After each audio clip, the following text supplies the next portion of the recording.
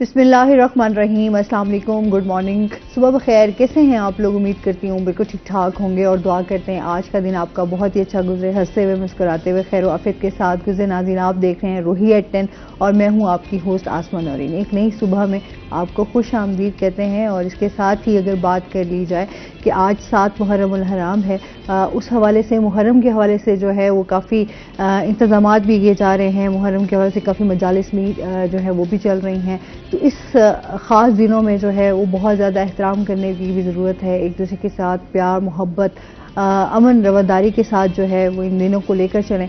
और इसी पैगाम के साथ अपने प्रोग्राम का सिलसिला आगे बढ़ाते हैं। आज हमारे साथ जो गेस्ट मौजूद हैं उनका तारुफ करवा देती हूँ। आज हमारे साथ मौजूद हैं जी डॉक्टर अमरीन नाज हमारे साथ मौजूद हैं, जो कि associate professor department of home sciences है। अस्सलाम वालेकुम, कैसी हैं आप? ठीक ठाक मैडम, आप कैसे हैं? मैं अल्हम्दुलिल्लाह ठीक ठाक। वेलकम करते हैं अपने शो में आपको। और इसके साथ ही जो हमारे दूसरे गेस्ट हैं वो हैं जी हमारे रूही के रिपोर्टर अली रियाज। अस्सलाम वालेकुम, कैसे हैं आप? अली ठीक ठाक हैं। वेलकम करते हैं अपने शो में आपको। आज अली से बात करेंगे। जिस तरह क्लाइमेट चेंज है, इस टाइम बारिशें जो हैं वो बहुत ज़्यादा हो रही हैं, मानसून का मौसम भी है और इसके साथ साथ सैलाबी सूरत हाल पे इस टाइम बात करेंगे कि क्या कंडीशन है, क्योंकि पानी का बहाव जो है वो बहुत ज़्यादा तेज़ भी है। काफ़ी दही इलाके जो हैं वो सैलाब की वजह से मुतासिर भी हुए हैं, लेकिन ये शुक्र अदा करते हैं कि जानी कोई नुकसान नहीं हुआ। माली तौर पर तो नुकसान होता ही है। इसके हवाले से और थोड़ा कपास के हवाले से भी बात होगी, क्योंकि इनकी बीट ऐसी है। ज़राअत के हवाले से, आम के हवाले से भी बात होगी। और इसके साथ ही मैडम हमारे साथ मौजूद हैं, तो इनसे जानेंगे। एक तो इनके डिपार्टमेंट के हवाले से भी बात होगी और इसके साथ ही स्टूडेंट्स के हवाले से भी बात करेंगे, एजुकेशन पर भी बात होगी। कैसी हैं आप मैडम? ठीक ठाक हैं? अल्हम्दुलिल्लाह, माशाल्लाह। सबसे पहले तो आपके इस डिपार्टमेंट के हवाले से जान लेते हैं, इसके बारे में हमें बताइएगा। अच्छा जी, तो अगर मैं अपने डिपार्टमेंट को पहले बताऊंगी तो उससे पहले मुझे चाहिए कि मैं अपनी यूनिवर्सिटी के बारे में बिल्कुल बताऊं। जी बिल्कुल। तो मेरा ताल्लुक जो है वो है मोहम्मद नवाज शरीफ ज़रई यूनिवर्सिटी मुल्तान से। तो मेरा नहीं ख्याल कि ये खुद से किसी किस्म के तारुफ की मोहताज है। जो बंदा मुल्तान को जानता है वो यहाँ की ज़रई यूनिवर्सिटी मुल्तान को भी जानता है, MNS यूनिवर्सिटी मुल्तान। तो यहाँ के जो हमारे जामिया ज़रैया के वाइस चांसलर हैं वो हैं डॉक्टर आसिफ अली। और इसमें मुख्तलिफ किस्म के हमारी फैकल्टीज डेवलप हुई हैं। एक हमारी एक अभी इन्फेंट सी फैकल्टी डेवलप हुई है जिसका नाम है faculty of food and home sciences. और इसमें हमारे पास 3 मेजर फील्ड हैं। एक है फूड साइंस, दूसरा है ह्यूमन न्यूट्रिशन एंड डायटेटिक्स, और जो अभी एक नन्ना फील्ड है वो है होम साइंसेज। इसमें रुझान हमारा जो है कि बच्चे इसमें बहुत ज़्यादा हमारे पास आते हैं, फूड एंड न्यूट्रिशन में आते हैं और फूड साइंस में आते हैं। और जो हमारा एक नया फील्ड इसमें इमर्ज हुआ है वो है होम साइंसेज, जिसमें बच्चे भी आ रहे हैं और बच्चियां भी आ रही हैं। और यहाँ पर मैं कहना चाहूँगी कि एक पुराना दौर था जब कहा जाता था कि जो हाउस होल्ड है वो सिर्फ खातून तक ही महदूद है, लेकिन हम बॉयज़ भी रिक्रूट कर रहे हैं और गर्ल्स भी रिक्रूट कर रहे हैं। सही। तो कितना इंटरेस्ट वैसे दिखती है मेल में?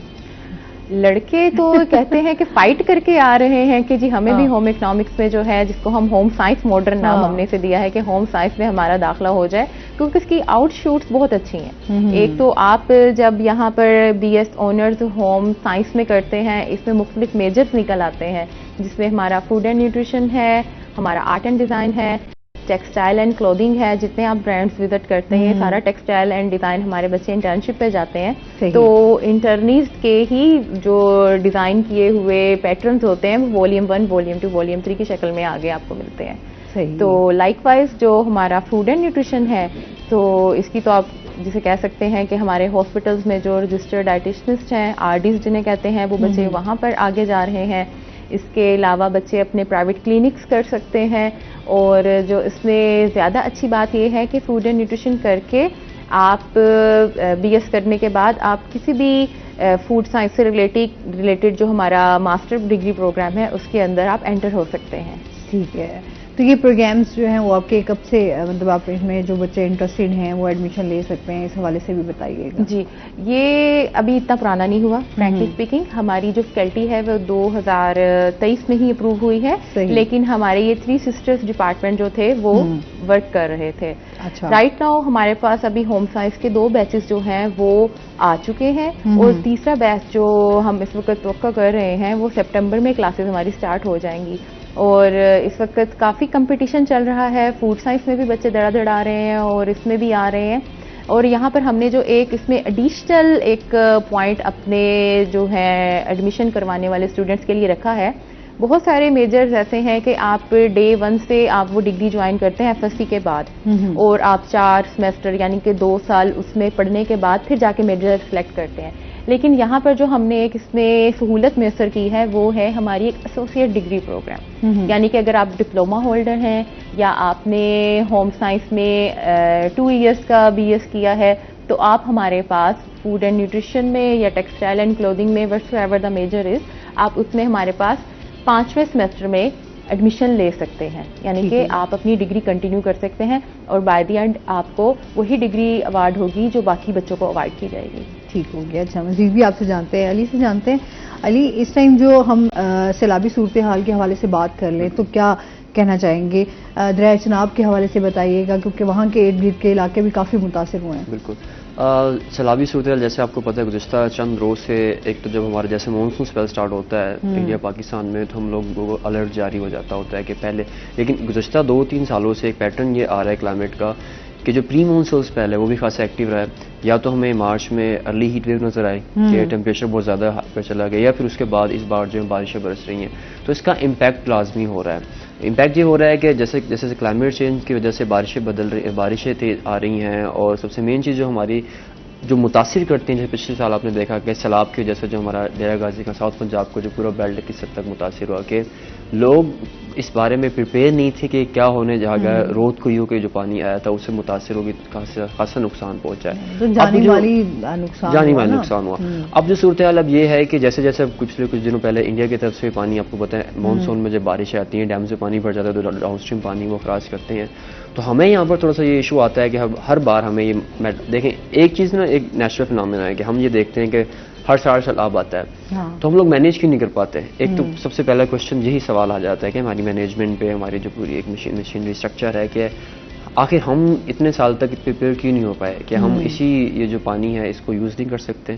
पहला पॉइंट। दूसरा पॉइंट ये कि अब अगर हम मुल्तान की बात करें, मुल्तान हेड मोहम्मद वाले करीब आपने जो इलाके देखे हैं, कासम बेला, बेट का एरिया, मोहम्मदपुर कोटा और मुख्तलिफ यहाँ पर जो इलाके मौजूद हैं, हर साल हमें पता है यहाँ पर पानी आता है, और अभी भी तकरीबन गुज़श्ता 4 से 5 रोज़ से दोबारा से अलर्ट जारी हो गया है, क्योंकि दरिया चनाब पे जो हमारा पानी पहुँचता है मुख्तलिफ मकामात से हमारे पास पहुँचता है। पानी पहले वहाँ से पहुँचता है मराला के मकाम पर, फिर खांकी, फिर कादाबाद, फिर त्रिमू से पानी हमारा यहाँ पर पहुँचने में तकरीबन उसको 5 से 7 दिन लग जाते हैं।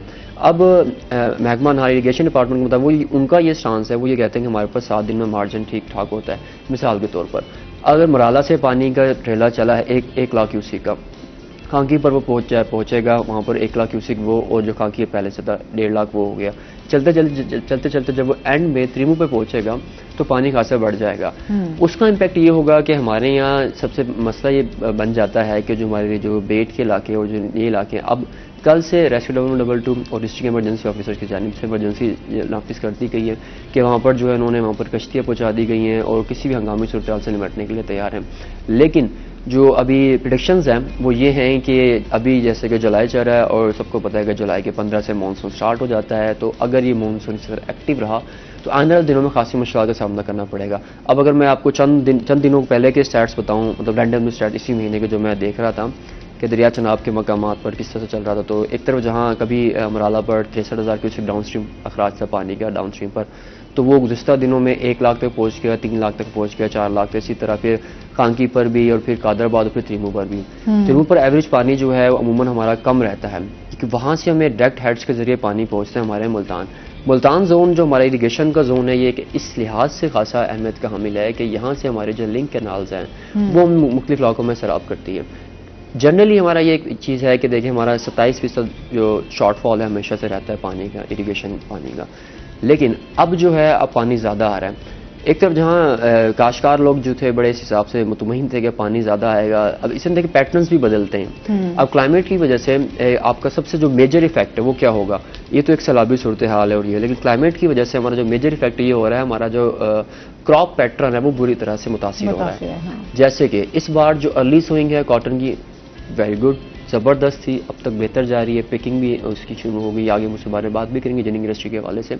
अब प्रॉब्लम क्या होगा, प्रॉब्लम ये होगा कि जब हमारा अगर आइडियल टाइम कपास की सोइंग का अप्रैल है, मार्च है या अप्रैल और मई है, तो अगर काश्तकार जाएगा अर्ली सोइंग पर फेब के एंड में चला जाएगा या मार्च के स्टार्ट में चला जाएगा, तो हम गंदम कहाँ से लगाएंगे?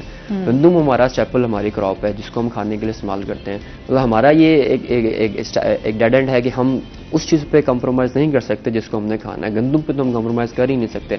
सो जैसे जैसे ये मेरा ये पर्सनली मैं ऑब्जर्व कर रहा हूँ चीज़ों को 2 साल से, पिछले 2 से 3 साल से फार्मर्स जो है वो अर्ली सोइंग की तरफ जा रहे हैं। फार्मर्स क्योंकि देखिए काश्तकार को ये फर्क नहीं पड़ता कि अल्टीमेटली क्या होगा, उसके लिए मैटर ये करता है कि मैंने कपास लगाई, मैंने गंदम लगाई, मैंने मकई लगाई, मैंने राय लगाई, मैंने जौ लगाई, मैंने चावल लगाया, मुझे उसकी पैदावार कितनी आ रही है और मुझे उसका रेट क्या मिल रहा है। Most important thing is that. आगे उसमें फिर 3-4 फैक्टर्स बहुत ज़्यादा हैं जो चीज़ को पूरी तरह से मुतासिर करते हैं, लेकिन जो पहला काश्तकार का जो वास्ता पड़ता है वो ज़मीन से बढ़ता है। तो वो यही देखता है कि मेरी ज़मीन की फेवरेबल कौन सी रही है। अगर वो यही मौसमी काश्त करता है कपास की, जो कि गुज़श्ता 10 से 12 सालों में जो हमारा वाइट गोल्ड जिसको हम कहते हैं उसके जो हालात हुए हैं, वाइट गोल्ड की इंटरेस्टिंग चीज़ आपको बताता चलो, मुझे भी अभी परसों पता चली है। और वो वाइट कपास को वाइट गोल्ड क्यों कहते हैं? क्योंकि वाइट गोल्ड इसलिए कि इसकी जो कीमत है वो औसतन रेशियो से निकलती है। मतलब न्यूयॉर्क कमोडिटी रिपोर्ट्स के मुताबिक मैं देख रहा था, वहां पर जब इसकी कीमत आती है तो पर तोला के हिसाब से आती है। सही। सोने अच्छा, की इसको तरह। कंटिन्यू करते हैं। कॉलर है हमारे साथ। अस्सलाम वालेकुम। वालेकुम सलाम, क्या हाल है? खैरियत से हैं आप लोग? और मोहम्मद बात कर रहा हूं। जी बिल्कुल, मैं ठीक ठाक अल्हम्दुलिल्लाह। आप बताएं कैसे हैं? जी अल्लाह का करम है। मेरा आज आपके जो मेहमान है रिपोर्टर आपके, जी जी। उनसे मेरा एक सवाल है कि उन्होंने बड़े बात की बड़ी अच्छी कि जी हर साल सैलाब आता है तो इसका तदारुक करने के लिए, तो मुझे ये बता दें कि क्या ये हुकूमत और सियासतदानों की तरजीह ही नहीं है कि लोगों को बचाया जाए? तो फिर वो कैसे इसका तदारुक करेंगे? जरा इस पे रोशनी डाल दें। ना हुकूमत चाहती है, ना ब्यूरोक्रेसी चाहती है, ना सियासतदान चाहते हैं। ये डूबती तो गरीब है, बेघर तो गरीब होते हैं। इस पे जरा रोशनी डाल दें तो बहुत मुनासिब होगा। जी बहुत शुक्रिया कॉल करने का। बहुत बहुत बहुत बहुत अच्छी आपने बात की है। देखें ना, मैं हमेशा से एक बात ये कहता हूँ कि जो मुतासिर तबका है ना हमारा, चाहे वो काश्तकार हो, टीचर हो, हमारा इधर वे कोई भी हमारा इदारा है, जो बेसिक जो लोग जिससे मुतासिर होते हैं वो लोग जो जिस चीज़ से बराह रास्त ताल्लुक होता है, ज़मीन से सैलाब से जो ताल्लुक था काश्तकार का ताल्लुक था, अब इनकी बात बहुत बेहतरीन है, बहुत आला बात। ये बताएं, मुझे ये बता दें, हम सभी देख रहे हैं ना पिछले 2 साल में, ठीक है सैलाब आ जाता है, सब हो जाता है, हमारी सरकारी मशीनरी, हमारी ब्यूरोक्रेसी, हमारे जो सिविल एडमिनिस्ट्रेटिव इदारे हैं वो हो गए, हमारे सियासतदान हो गए, पिक्टोरियल कल्चर चल चुका है, सबको जाके पिक्चर्स बनवानी है और ये दिखाना है। लेकिन द प्रॉब्लम इज दैट कि आप लोग उनकी रिहेबिलिटेशन के लिए क्या काम कर रहे हैं? इनकी बात को मैं इस तरह से थोड़ा सा आगे लेकर चलूंगा कि उन्होंने बात की ना काश्तकार को क्या, मुझे ये लगता है, मेरी ज़ाती राय है कि हमारे यहाँ ये एक कल्चर बन चुका है कि अगर एक मुतासरा इलाके में लोग वहाँ पर जाते हैं, राशन दे दिया, दाल चावल कुछ भी दे दी, ठीक है आप ये दें उनको, लेकिन जापानीज की कहावत है कि अगर आपने किसी की मदद करनी है तो आप उसको मछली मत दें, उसको मछली पकड़ना सिखाएं। तो अगर जहां सैलाब आ रहा है वहां पर अगर सदके नीयत से हमारे अगर सारे इदारे, मैं तो ये कह रहा हूं बात कि अगर हमारे सियासतदान, हमारे ब्यूरोक्रेसी, हमारे तमाम लोग जो उसमें स्टेक होल्डर्स हैं, अगर उनकी 1% भी इस पर नीयत शामिल हो तो उन इलाकों को दोबारा से बात किया जा सकता है। देखें ना, दुनिया में हर जगह हमें पता है कि अमेरिका में इस टाइम जो रिसेंट डेज में काफ़ी ज़्यादा सूरत हाल ख़राब है, वहाँ टोर्नेडोज आते हैं, बड़े बड़े गर्दबार आते हैं, वहाँ पर सैलाबी सूरत हाल होती है, बहुत सारे ऐसे जंगल है जहाँ पर आग लग जाती है। ब्राज़ील में नेचुरली आग लग गई। अच्छा, तो टर्की में रिसेंट डेज में वाक़या आया।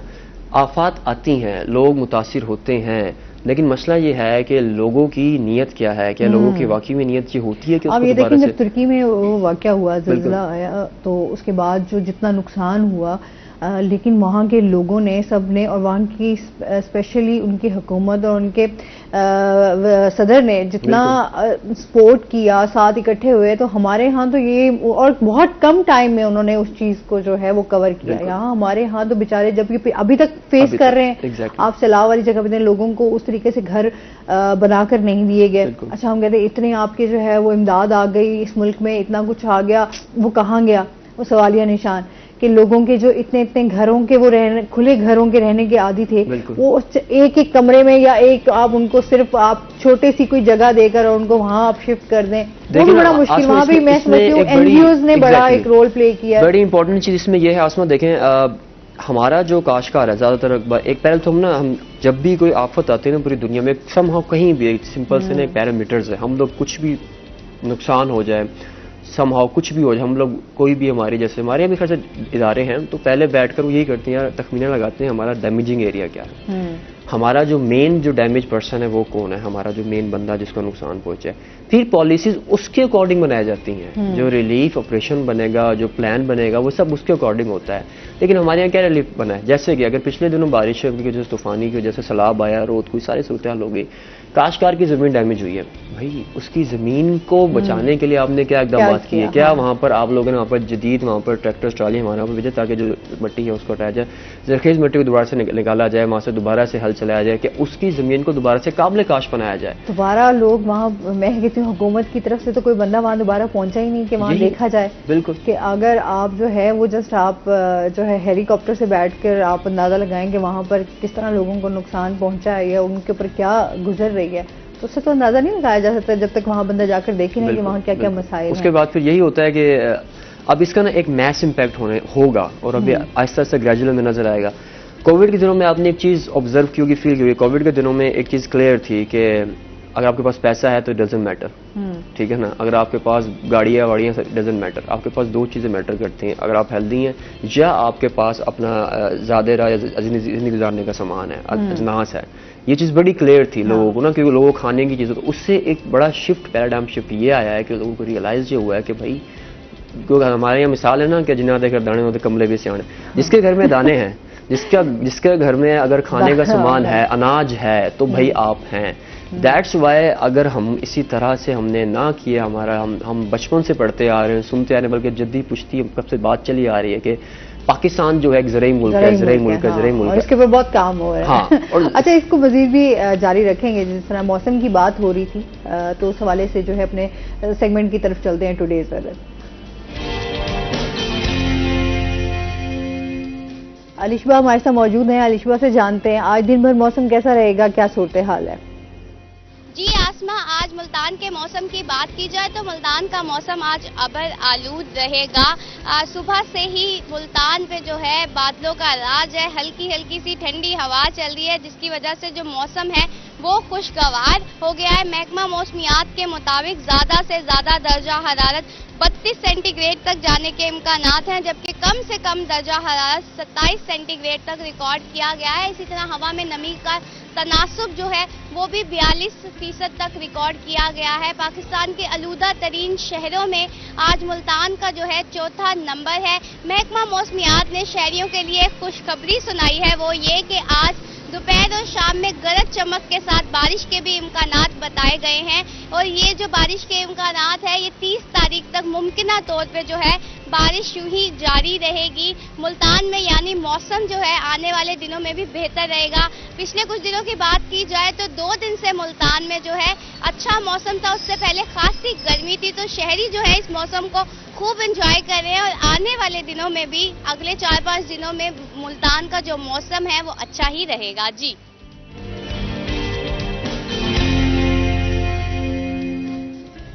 बहुत शुक्रिया अलिशबा आपका। और जिस तरह अलिशबा बता रही थी कि मुल्तान का जो मौसम है वो काफ़ी वैसे बेहतर हो गया, बारिश आने की वजह से ये है कि गर्मी का जो जोर है वो टूटा है, लेकिन हब्स की वजह से जो गर्मी की शिद्दत महसूस होती है वो बहुत ज़्यादा ही होती है। वैसे ऐसे ही है ना बारिश को आपने एंजॉय किया, मैं तो ये देख रही थी कि बारिश की वजह से हमारा मुल्तान भी आधा जो है वो डूबा हुआ था बड़े मसाइल होते हैं हमारे यहाँ के भी, लेकिन जाहिर सी बात है मुहर्रम का जो है ये महीना है, तो इस हवाले से काफ़ी मजालिस और जुलूस भी निकलते हैं, तो रोड्स के हवाले से जो है काफ़ी इस दफ़ा इंतज़ामिया जो है इस हवाले से काम करती हुई दिखाई दे रही है, क्योंकि जो है वो लोगों को मुश्किलात का सामना ना करना पड़े, क्योंकि मजालिस में जाना होता है, जुलूस निकल रहे होते हैं, तो इसमें लोगों को फिर काफ़ी मुश्किलात का सामना करना पड़ता है।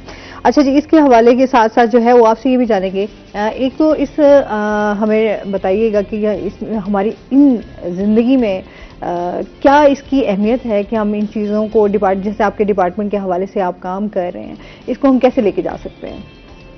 सबसे पहले तो मैं आपको बताऊंगी कि लोग ना बहुत कंफ्यूज कर देते हैं होम में इकोनॉमिक्स के साथ। ये कतन वो इकोनॉमिकल फील्ड नहीं है जिसको हम इकोनॉमिक्स कहते हैं। कि जी लोग इसको सुन के परेशान हो जाते हैं बच्चियां कि ये फील्ड हमने ऑप्ट नहीं करना, ये तो बहुत ही टफ होगा, स्टैट्स होगी, मैथमेटिक्स होगा। ऐसा कतन नहीं है। ये मैं खुद आर्मी स्कूल से पढ़ी हुई हूँ, तो वहाँ पर ये हमारा तो एक पीरियड होता था होम इकोनॉमिक्स, आपको जो है वो सिलाई कढ़ाई और आपको ये सारी चीजें फूड से रिलेटेड, तो आपको बड़ा इसमें एक्टिविटीज जो है बियॉन्ड, ये उससे आगे स्टार्ट है। That was a baby step. वो तो एक छोटा स्टेप था। मैं वो कह रही हूँ उसी को फिर आगे जो है उससे आगे आप उसको साइंटिफिकली चीजों के साथ कैसे रिलेट करेंगे।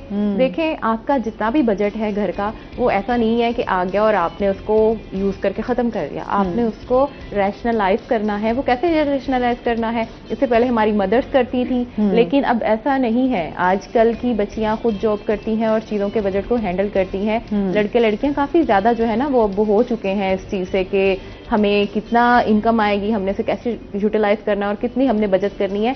ये भी उसका एक फील्ड है जिसको हम हाउस होल्ड मैनेजमेंट कहते हैं। इसके अलावा अगर हम बात करें, जैसे अभी सर बात कर रहे थे कि जी बहुत ज्यादा जिसे कहते हैं ना वो नेचुरल डिजास्टर आ गया है और बहुत ज्यादा इसमें मैल न्यूट्रिशन के केसेस भी निकलेंगे।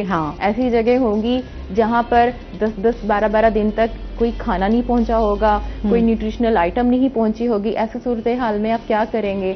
हमारे ही जो फूड एंड न्यूट्रिशन के साइंटिस्ट होंगे, जो कि आगे आप देखेंगे कि बहुत ज्यादा इसमें होंगे। इवन मेरा भी ही फील्ड है कि हमने एक ऐसी प्रोडक्ट डेवलप की थी जो लिग्यूम्स के हवाले से। कॉल ले लेते हैं, इसको कंटिन्यू करते हैं। अस्सलाम वालेकुम। मैम मैंने करनी थी शादी ना, तो मतलब 10-15 दिन में मैं जाना चाहता हूँ। बावल नगर का फोरकास्ट कैसा होगा? क्या कह रहे हैं मैम?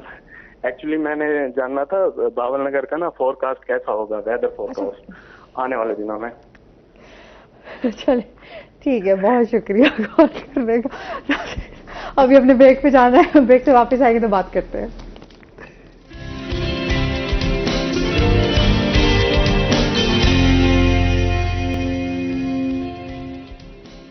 वेलकम बैक नाज़रीन, रोही एटेन में आपको खुश आमदीद कहते हैं। अच्छा, कॉलर हमारे साथ है, बड़े इंटरेस्टिंग कॉलर थे नहीं अली? अली मेरे ख्याल में बेहतर जवाब देगा उसके सवाल का कि बेहतर खास बता। पहले सवाल को दूसरे सवाल का। उन्होंने शादी करनी है, शादी के लिए उनका जो है वो पूछ रहे हैं कि क्या करना चाहिए मुझे। शादी के लिए तो मैं कुछ नहीं कह सकता, हम मौसम के बारे में बता सकता हूँ। मौसम के बारे से कह रहे हैं, शायद उन्होंने मुझे लगता है बारात अपनी ना बहावल नगर लेके जानी। मौसम के बारे में यही है कि आपकी किस्मत पे डिपेंड करता है। पहली बात तो यही है कि बारिश आपकी क्या पता है मौके पे आपकी बारात वाले दिन ही बारिश आ जाए। नहीं, अब तो चीजें बेहतर हैं, आप पहले से मैनेजमेंट कर लें।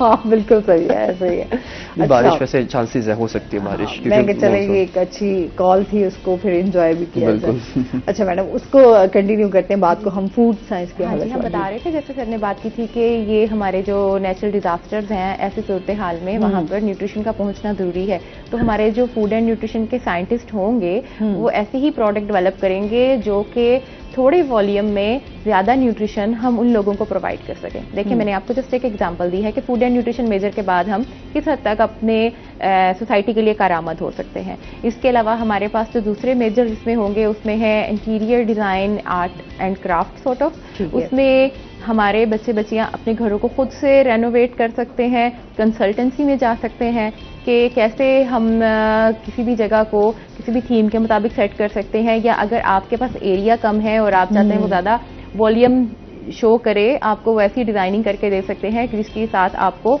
वो थोड़ी जगह भी ज़्यादा कैपेशियस लग सकती है।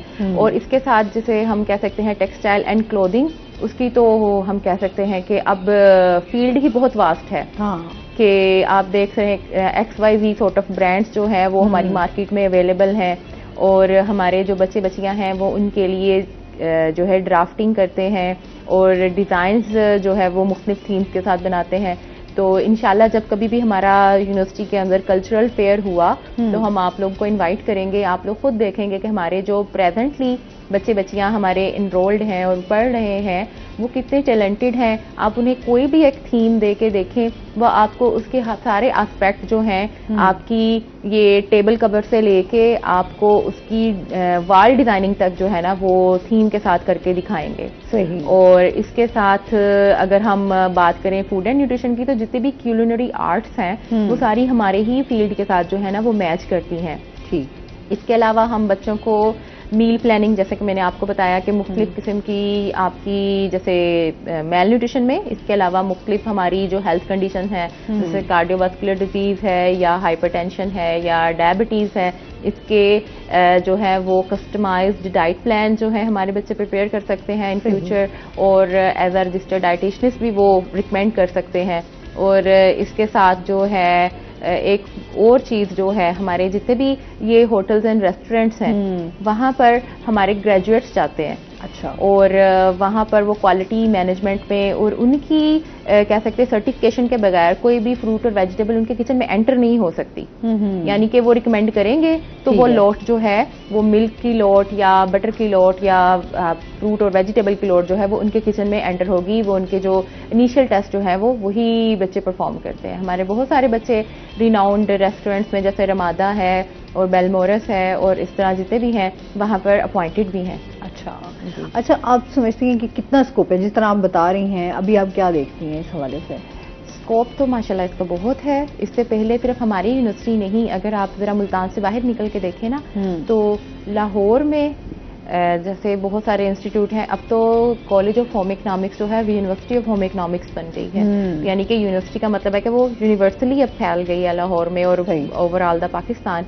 लाइकवाइज अगर उससे जरा निस्बतन नेक्स्ट सेटअप में जाए तो Lahore college for women university का जो होम साइंस डिपार्टमेंट है, मैं वहीं से मैंने अपना स्टार्ट लिया था। अच्छा। वो बहुत ही वेल डेवलप्ड है, इंतहाई ग्रूम्ड स्टूडेंट है वहाँ पर, ओनली फीमेल्स हैं। और हम वही कल्चर जो है अब अपने मुल्तान में लेके आ रहे हैं। जो बच्चे बच्चियां अपनी एजुकेशन को थोड़ा ग्लैमराइज भी करना चाहते हैं और फूड एंड न्यूट्रिशन में भी एंटर होना चाहते हैं, टेक्सटाइल एंड फैशन डिजाइनिंग में एंटर होना चाहते हैं, उनके लिए इसमें बहुत स्कोप है। यानी कि तो ऑप्शंस हैं आपके पास कि आप जो करना चाहते हैं वो आप इससे रिलेटेड अगर वो सोचें कि वो कैसे ब्रांडिंग और इन चीजों की तरफ निकल सकते हैं तो ये एक पाथवे है जिसको वो फॉलो करेंगे, देन दे विल सक्सीड।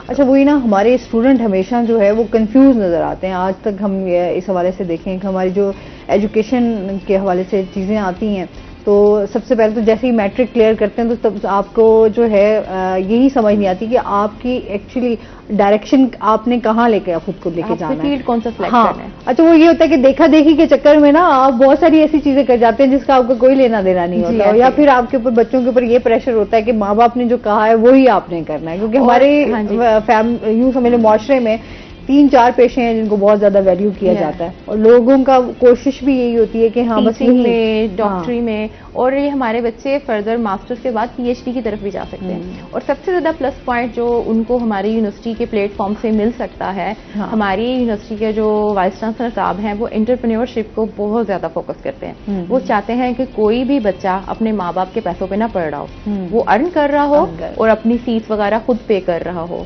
तो हम वहाँ पर अपने बच्चों को बहुत ज्यादा जिसे कहते हैं बिजनेस की तरफ हम प्रमोट कर रहे हैं। तो इसी हवाले से हमारे वहाँ पर एक बिजनेस इंक्यूबेशन सेंटर भी है जो कि HEC की रिकमेंडेशन को फॉलो करते हुए बनाया गया है। हमारे जितने भी बच्चे कोई बिजनेस करना चाहता है, जैसे कोई फोर्टिफाइड फ्लोर का बिजनेस कर रहा है तो कोई ड्राइड फ्रूट्स का बिजनेस कर रहा है, जैसे हमारे मैंगो ड्राई किए जा रहे हैं, और वो बच्चे जो हैं अपना नाम एज इनक्यूबिटी वहाँ पर एंटर करवाते हैं और अपना पर्सनल बिजनेस रन कर रहे हैं। और बहुत सारे बच्चे जो हमारे कह सकते हैं शाइनिंग स्टार्स हैं वो बेकिंग का बिजनेस भी कर रहे हैं और वो पार्ट टाइम यूनिवर्सिटी में जो है अपनी बेकरी आइटम्स का स्टॉल लगाते हैं और वहीं से माशाल्लाह इतना अर्न करते हैं कि वो अपनी पीएचडी की फीस तक जो है वो आगे कर रहे हैं। अच्छा, ये एक मैं समझती हूँ यहाँ पर मुल्तान में ये यूनिवर्सिटी ज़रई यूनिवर्सिटी जो है वो बच्चों के लिए बड़ी अच्छे है। बहुत सारे लोगों ने बच्चों ने यहाँ से जो है वो अपना अर्निंग का सिलसिला स्टार्ट किया, बिजनेस स्टार्ट किया, तो बहुत अच्छा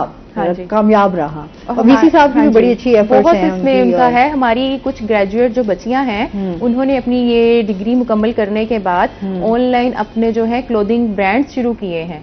और ये ऑनलाइन का, क्योंकि आजकल जितनी वो कहते हैं जिद्दत आती जा रही है, टेक्नोलॉजी में आपकी जो है आप एडवांस हो रहे हैं, तो उसी तरीके से आप जो है ना वो तब्दील भी होते हैं। आपको फिर उन टेक्निक्स का भी जो है वो आपको चेंज करनी पड़ती है कि किस तरह मार्केटिंग करनी है, क्या करना है। सबसे ज्यादा जरूरी है कि आप जिस एनवायरनमेंट में ग्रो कर रहे हैं वो इनकरेजिंग एनवायरनमेंट हो। और हमारे जो इंस्टीट्यूट की बात है, हमारी faculty of food and home sciences और उससे बड़े लेवल पे हमारी जो यूनिवर्सिटी है वो सरवाइव करने वाले बच्चों के लिए बहुत अच्छा प्लेटफॉर्म है। सही, बच्चे अच्छी तरह ग्रो करते हैं, पेरेंट्स को कोई शिकवा शिकायत नहीं जाता।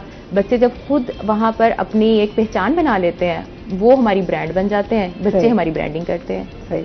जीत भी आपसे जानते हैं इस हवाले से, अली से जानते हैं। अली, जिस तरह कपास के हवाले से हमारी बात हो रही थी, बल्कि उसको इस टाइम जो है क्या सूरत हाल देख रहे हैं, बल्कि आप बात भी कर रहे थे अमेरिका के हवाले से बात कर रहे थे या कुछ जदीद रिसर्च के हवाले से कोई बात हो रही थी? कपास को अगर हम ये कहें कि वाइट गोल्ड की वापसी का साल 2023 कहा जाए तो इसमें किसी किस्म की कोई कबाहत महसूस मैं नहीं करूँगा, क्योंकि एक तरफ जहाँ ज़्यादा रकबे पर हमारी कपास जो है वो काश्त हुई है, तो वहीं दूसरी जानिब इसके जो असरात व समरात भी आना शुरू हो गए हैं। जो हमारी अर्ली सोइंग थी वो खासी बेहतर थी, उसकी पैदावार भी खासी बेहतर रही है, लेकिन अब चूंकि जैसे आप देख रहे हैं मानसून स्पेल चल रहा है। अभी हम इसी पहले यही बात ये रहता है कि क्रॉप पैटर्न की, अब देखिए जो अर्ली सोइंग थी उसकी पिकिंग भी आ गई है और खासे बेहतर नताइज रहे हैं। लेकिन अब जो मौसमी सूरत हाल है, अभी ह्यूमिडिटी राइज कर रही है और बारिशें हो रही हैं, तो इसकी पेश नज़र जैसे जो हमारा एक कहते हैं ना एक सबसे बड़ा जो प्रॉब्लम रहा है गुज़श्ता कई सालों से, पिंक बॉल वार्म गुलाबी सूंदी का, अब सेंट्रल कॉटन रिसर्च इंस्टीट्यूट की रिपोर्ट के मुताबिक उनकी रिपोर्ट ये बता रही है कि गुज़श्ता तकरीबन 4 से 5 दिनों में जो उनकी रिपोर्ट सामने आई है उसके मुताबिक फील्ड में पिंक बॉल वार्म का हमला ज़्यादा हो रहा है। और इसका यही मतलब है कि अगर पिंक बॉल वार्म का हमला हो रहा है तो ये काफ़ी डेडली साबित हो सकती है। इसका ये है कि ये जब कपास के जो टींडे बन जाते हैं उसमें ये डैमेजिंग करती है। इससे न सिर्फ हमारी कपास की क्वालिटी मुतासिर होती है बुरी तरह से, बल्कि जो हमारा बनौला है वही मुतासिर होता है। और जो हमारा सबसे बड़ा क्या कहें नाइटमेयर कहें, एक बुरा ख्वाब जो हमारा कपास की फसल की जो रहा है वो ये पिंक बॉल वार्म गुलाबी सुंडी रही है। इसके लिए बहुत सारे काम हुए कि जिसमें हमारे यहाँ एक तरह से कहें 90s के बाद से, क्योंकि जो हमारा 90s का इरा था वो हमारा गोल्डन इरा था, जब हम अपनी पैदावार में सबसे आगे थे, हम इस खित्ते में सबसे आगे थे। हम अपनी देखिए ना कपास वो चीज़ जैसे आप बात अभी हो रही थी ना कि न्यूयॉर्क टाइम्स की रिपोर्ट के मुताबिक भी, और मैं अभी आपको बता रहा था कि कपास और सोना ये दो, वाइट गोल्ड और गोल्ड दो चीज़ें हैं जो औसतन यानी कि तोले के हिसाब से इनकी कीमत जो है तयन होती है। तो ये इसकी इम्पोर्टेंस इस हद तक है। वो इसलिए देखें कपास है तो आपका तमाम इंडस्ट्रीज़ है। कपास अब दो चीज़ें हैं। अब हमारी एक कन्वेंशनल हमारी जो क्रॉप्स में अगर हम कंपैरिजन कर लें मकई का, चावल का और कपास का, चावल से मकई से 1-2 इंडस्ट्रीज़ मुस्तफ़ीद होंगी कि चल रहा होगा जैसे, लेकिन कॉटन से 4 से 5 बल्कि अनगिनत इंडस्ट्रीज़ वाबस्ता है। स्टार्ट से लेकर जो हमारे बिजाई वाली ख़वातीन हैं उनका रोज़गार से लेकर, फिर उस पर सारी पिकिंग के मरहले से लेकर, फिर जिनिंग इंडस्ट्री, फिर स्पिनिंग इंडस्ट्री, फिर मेजर जो हमारा रोल टेक्सटाइल इंडस्ट्री जो हमारी है। टेक्सटाइल इंडस्ट्री पिछले दिनों आपने देखा एलसीज जब हमारे यहाँ डॉलर्स नहीं थे मुल्क में, तो टेक्सटाइल इंडस्ट्री को कितना बड़ा सेटबैक का सामना करना पड़ा। इंपोर्ट हमारी बंद हो गई थी। तो अगर हमारा जो टारगेट 1 करोड़ या हम 1 करोड़ 22-23 लाख या 25 लाख तक अगर हम 40 लाख भी क्रॉस कर जाएं तो ये हमारी इनफ हमारी नीड को पूरा करने के लिए काफ़ी रहेगा, बल्कि हम हमारी नीड को पूरा कर लेंगे और हमारी जो जिनर्स हैं वो शायद इसको एक्सपोर्ट तक भी ले जाएं अगर हमारी क्वालिटी रहे। लेकिन प्रॉब्लम कहाँ है, जैसे पहले बात हुई थी, जैसे पिछले कॉलर का भी सवाल था कि इक़दामात क्या है। इक़दामात अगर देखे जाए तो देखें ना, आप ये देखते हैं ना कि इक़दामात से ये आइडिया लगाते हैं कि किसी भी काम के करने के बाद नताइज क्या हैं। हर बंदा ये देखता है कि आप जो काम कर रहे हैं इसके इन दी एंड नताइज क्या है। अगर रिसर्च के दायरे इतनी बड़ी सरकारी मशीनरी का काम कर रही हैं तो भाई अब तक 15-20 साल से हमारा जो डाउनफॉल की तरफ जा रहे थे, इस साल को हटाकर मैंने पहले बताया कि इस साल में हमारी क्योंकि ज़्यादा रकबे पर काश्त हुई है तो बेहतर कि इस बार एक तरफ पहला फैक्टर ये था कि हुकूमत की जानिब से सपोर्ट प्राइस अनाउंस की गई। पिछला 2 साल कबल 5000 सपोर्ट्स प्राइस दी उन्होंने, अब उन्होंने इंटरवेंशन प्राइस दे दी 8500 रुपये कि हम इंटरवेंशन प्राइस दे रहे 8500 रुपये लाजमी काश्तकार खरीदे। तो जो काश्तकार पहले 2500-3000 रुपये मन जो बेच रहा था अपनी, अब उसको अगर 8500 मिलेगा, अब उस 8500 में भी ना बड़ी अगर इसको थोड़ा सा और डीपली देखा जाए तो उसमें जो हमारा काश्तकार भाई है उसको तो खासा मुश्किल सामना करना पड़ता है। क्योंकि जब वो बेचने जाता है तो कंडा त्रकड़ी ये कुछ टर्म्स हैं, वहाँ पर उसकी कट लगता है। कट लगते ये एक किसान की आबिती में बता रहा हूँ कि वो ये बताते हैं कि हमारा कट लगता हम वही 6-7 हज़ार रुपये मन पे पहुँच जाते हैं। क्योंकि आपको पता है कि जो हमारे यहाँ सिस्टम ये है, जो हमारा मंडी का सिस्टम है और जो हमारे जो मिडल मैन है हमेशा से मिडल मैन कमाता है हमारे यहाँ पाकिस्तान में, हमारा अलमिया ये है कि जो स्टॉकर्स हैं, जो मिडल मैन है, हमेशा से वो कमाते हैं कि वो रॉ डाटा लेकर, रॉ मटेरियल लेकर उसको स्टोर करते हैं और उसको फिर देते हैं उसको अपनी मर्जी के अकॉर्डिंग है काश्तकार को कीमत, और जब उसको बेचना होता है तो अपनी मर्जी के हिसाब से बेचते हैं। तो ये एक बड़ा फैक्टर है जिससे जो हमारे काश्तकार, जो छोटे काश्तकार हमेशा से गिला करते हैं कि कीमत आपने 8500 दे दी इंटरवेंशन प्राइस, लेकिन उसके साथ साथ उसके जो मुंसलिक चीज़ें हैं उसको भी बेहतर होना चाहिए था। तो अब कपास के वाले से ये चीज़ जो अभी ये चल रही है कि अभी तो खासी सूरत हाल बेहतर रही थी, जून तक तो मामला खासे अच्छे थे, बेहतर थे, लेकिन जुलाई में अब जैसे मानसून स्पेल स्टार्ट हो रहा है और अगर ये बारिश इसी तरह चलती रही तो खासी सूरत हाल बढ़ जाएगी। अब किया जा सकता है, अब दो चीज़ें सबसे अहम है, तीन चीज़ें बल्कि। सबसे पहले तो काश्तकार मौजूदा जो मौसमी सूरत हाल है कि फील्ड विजिट लाजमी करें। लेकिन हमारे यहाँ कहना तो नहीं चाहिए, लेकिन अलमिया उबाराना यहाँ तक आ चुका है जहाँ मैं काश्तकारों के बारे में कह रहा हूँ, तो थोड़ी सी गलती उनकी भी है। हमारे काश्तकार या हमारे किसान जो है वो इस हद तक सुस्त और लागर हो चुके हैं, अगर मुख्तलिफ कंपनियां जो है ना ऑफर देती हैं कि वो आकर आपके खेत में स्प्रे भी कर जाएंगी, तो यकीन जाने काश्तकार पैसे देकर खेत में जाना तक भी गवारा नहीं करते, स्प्रे करके चले जाएं। ये हालात हैं। जबकि हमेशा से मैं ये बात करता हूँ, आपको पिछली बार जब मैं तभी भी ये बात करता कि यार अगर किसी की फैक्ट्री है या किसी की दुकान है तो दुकान नहीं खोलेगा तो कैसे चलेगी। इसी तरह आप अगर काश्तकार हो, अगर आपने कपास लगा के, अगर आपने बेशक आपने मजदूर लगा दिए गोडी चौकी के लिए और आपने हायर कर लिए लेबर, इसको कंटिन्यू करते हैं अली। अभी हमने जाना है ब्रेक पे, नाज़रीन हमारे साथ रहिएगा।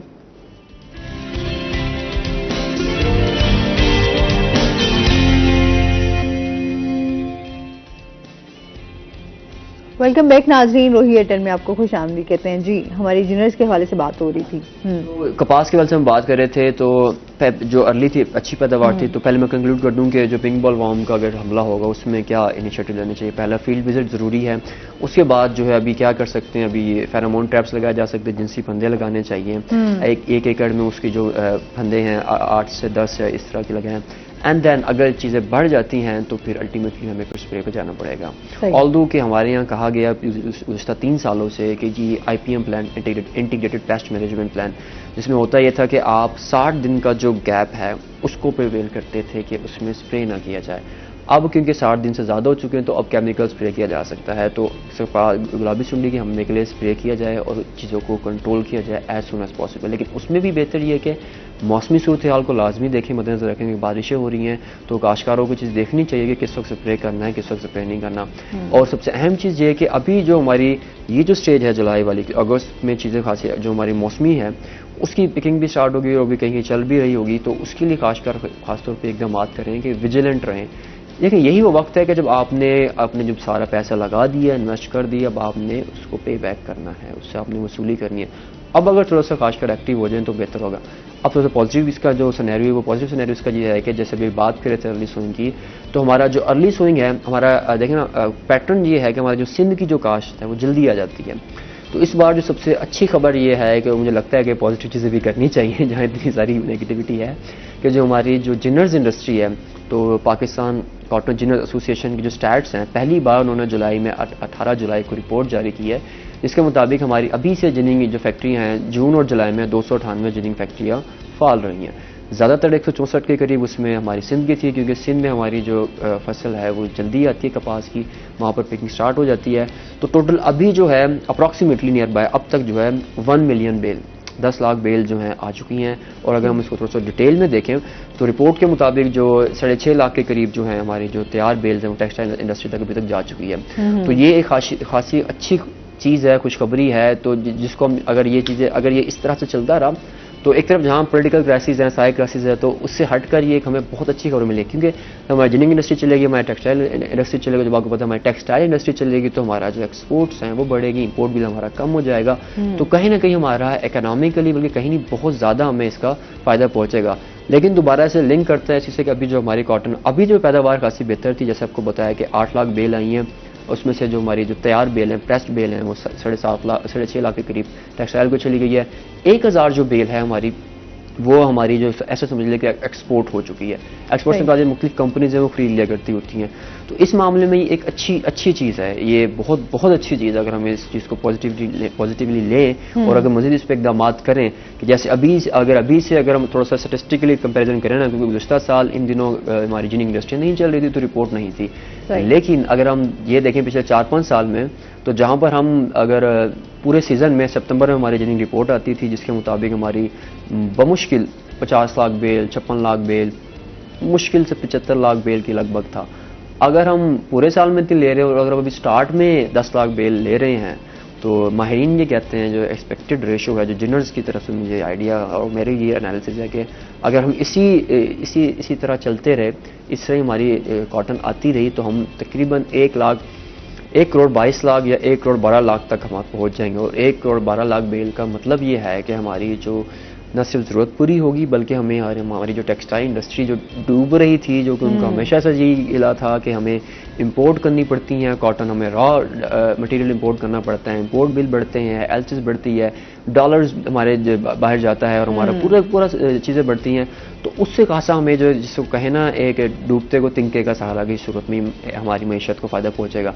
अगेन अब चीज़ें कुछ होती हैं कि अल्लाह ताला की तरफ से कुछ चीज़ें हो जाती हैं, लेकिन अब उसमें हमें करना ये होता है जो हमारे पॉलिसी मेकर्स हैं उसको उससे फ़ायदा उठाना होता है। जैसे मिसाल के तौर पर इसकी मिसाल ऐसे है कि अगर हमारे बलूचिस्तान में रेकॉर्ड एक में ढेरों ज़खायर हैं, अल्लाह ताला की तरफ से तोहफा है, लेकिन मसला अब ये है कि हम उसको यूटिलाइज़ कैसे कर रहे हैं। सेम एज इट इज़ अगर हमें कहीं से अल्लाह ताला ने फ़ायदा दिया या मौसमी सूरत बेहतर है या सब कुछ पैदावार अभी ना वही हम पहले भी इस पे हमेशा बात करते आए हैं अली, ये जो सैलाब की सूरत में पानी जो है ये अगर कहीं नुकसान पहुंचा रहा है तो ये फायदा भी दे सकता है। जिस तरह हमारे अगर डैम्स बन जाते तो आज जो हम बिजली की कीमतों के हवाले से परेशान दिखाई देते हैं या मसाइल है, हमें इस टाइम जो बिजली इतनी महंगी हुई है, एक आम बंदे के लिए सर्वाइव करना मुश्किल हो गया, तो ये मसाइल, ये जो है पानी है अगर इसको स्टोर कर लिया जाता तो हमारे जो है यहाँ पे बिजली जो है वो फ्री होती। पानी स्टोर के साथ साथ देखें सैलाब इस्तेमाल किया जा सकता था। सैलाब के पानी से ये भी होता है कि जो जमीन की ज़रख़ीज़ी में भी इजाफा होता है। इससे देखें हमारा जो नॉर्मली एक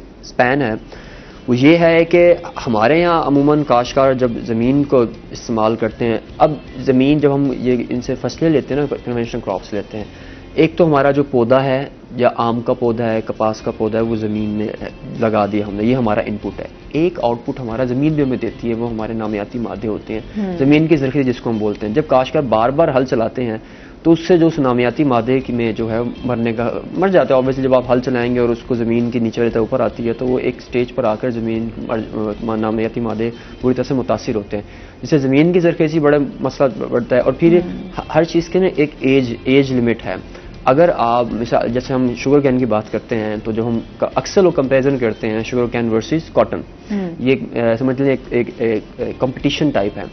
तो जिनर्स कह लें या कॉटन वाले जितनी इंडस्ट्रीज़ है टेक्सटाइल, वो ये कहते हैं कि हमारी अगर हम कॉटन लगाते हैं तो हमें इतना फ़ायदा दे रही है, जबकि हम गन्ना लगाते हैं तो गन्ना हमारा शुगर कैन जो है एक तो हमारी ज़मीन के लिए बहुत ज़्यादा कह सकते हैं कि हमारी ज़मीन को चूस लेता है, तो बुरी तरह से उसके मुतासिर करता है।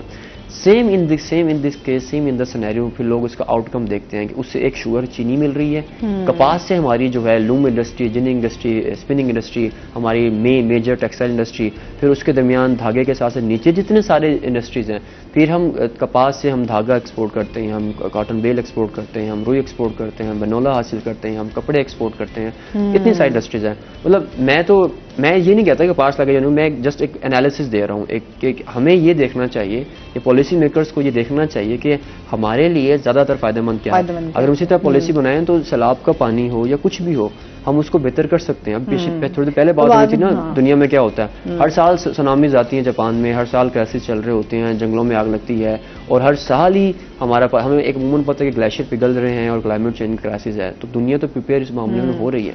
अच्छा, लोग तैयारियां कर रहे हैं और हम लोग तो सियासी किरदार के चक्कर से बाहर ही नहीं निकल रहे, किसने क्या करना है, बस कुर्सी के पीछे पड़े हुए हैं, बस इस हवाले से ही काम हो रहा है। अच्छा जी, फिर भी वो कहते हैं ना, उम्मीद पे दुनिया कायम है। उम्मीद हमेशा इंसान को जो है ना वो अच्छी ही रखनी चाहिए कि अल्लाह ताला हम सबके लिए आसानियां करे और चीज़ें हमारे मुल्क के लिए बेहतरी हो, मुल्क के लिए खुशहाली, मुल्क खुशहाल होगा तो यहाँ के लोग भी खुशहाल होंगे, हम भी खुशहाल होंगे। सही है। अच्छा, आपसे जानना चाहूँगी कि आपकी जर्नी कैसी रही जब आप स्टूडेंट थी, आप सीख रही थी इस डिपार्टमेंट से, आप जब जुड़ी उस हवाले से हमें बताइएगा। जैसे कि आपने शुरू में जिक्र किया था कि बच्चे बड़े हैज़र्ड होते हैं कि उनको नहीं पता होता कि which field would be fruitful for them. तो जब मैंने अपने इस फील्ड में आई थी फूड साइंस में, तो मुझे पता ही नहीं था कि ज़राई यूनिवर्सिटी भी कोई चीज़ होती है। तो मुझे मेरे फादर ले गए कि भाई ये एक फील्ड है, तुम उसको देख लो। मैंने एग्रीकल्चर में एडमिशन लिया, then I opt food science and technology. उस दिन से लेके अब तक मुझे यही लगता है कि मैं इसी फील्ड के लिए बनी थी। अगर आप अपना खून जिगर देते हैं तो वो फिर पे बैक करता है।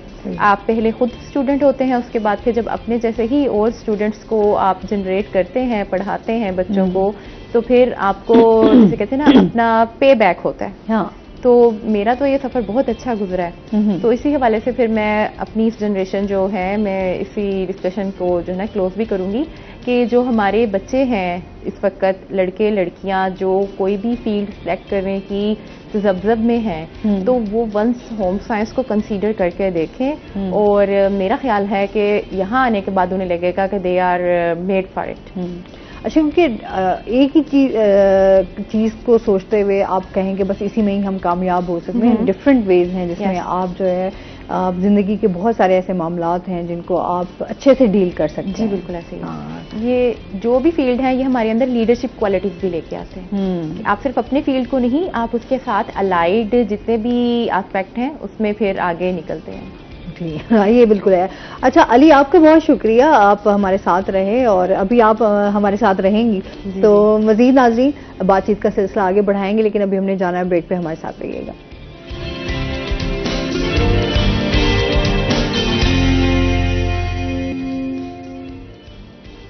वेलकम बैक नाज़रीन, रोही एटन में आपको खुश आमदीद कहते हैं। और ब्रेक के बाद जो है हमारे साथ गेस्ट मौजूद हैं, हमारे रोही एडिटर डॉक्टर अमजद बुखारी साहब। अस्सलाम वालेकुम सर, कैसे हैं आप? ठीक ठाक हैं? वेलकम करते हैं अपने शो में आपको।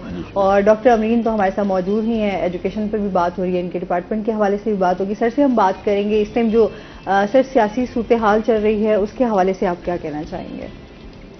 देखिए, इस वक्त जो है हुकूमत अपना वक्त जो है मुकम्मल कर रही है, मुद्दत करीब है, ख़त्म होने के करीब है, चंद दिन बाकी हैं, जिसके बाद जो है हुकूमत का अरसा इक़्तिदार जो है वो ख़त्म हो जाएगा। इस पार्लियामेंट का जो पीरियड है वो मुकम्मल हो जाएगा कौमी असम्बली का।